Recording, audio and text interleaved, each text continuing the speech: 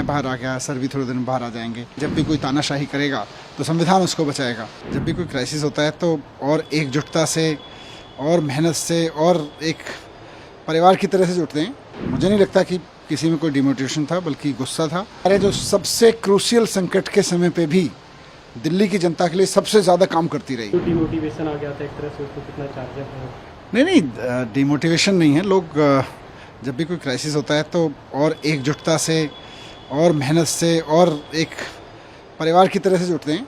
और मुझे नहीं लगता कि किसी में कोई डिमोटिवेशन था, बल्कि गुस्सा था और संकल्प था कि हम इस संकट के समय में तो किसी में भी कहीं भी कोई टूट फूट नहीं हुई, कहीं भी कोई इधर उधर नहीं हुआ, तो ये बड़ी चीज़ है।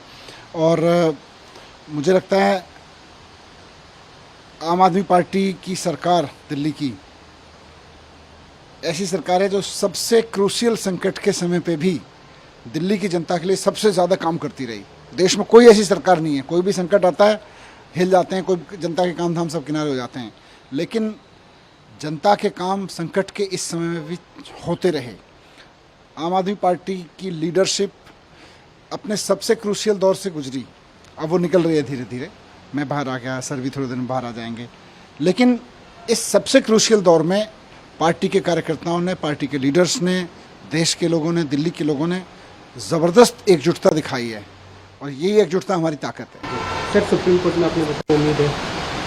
नहीं, अब देखिए, सुप्रीम कोर्ट की तो हमें पूरी उम्मीद है। सुप्रीम कोर्ट से तो मुझे भी न्याय मिला है। सुप्रीम कोर्ट देश के संविधान के हिसाब से काम करता है, और देश के संविधान ने ऐसी स्थितियों के लिए व्यवस्था की हुई है कि जब भी कोई तानाशाही करेगा तो संविधान उसको बचाएगा। आज भी मैं अब गया था, माननीय सुप्रीम कोर्ट ने मुझे अपने आदेश में कहा है कि मैं हर एक मंडे को और हर एक थर्सडे को सुबह 10 बजे से 11 बजे के बीच में ईडी और सीबीआई के दफ्तर में जाके उनके सामने अपना प्रेजेंट करके आऊँगा। तो मैं आज सुबह सीबीआई के दफ्तर गया पहले, उसके बाद मैं ईडी के ऑफिस गया, दोनों के आईओज़ के सामने मैं मिल के आया हूँ।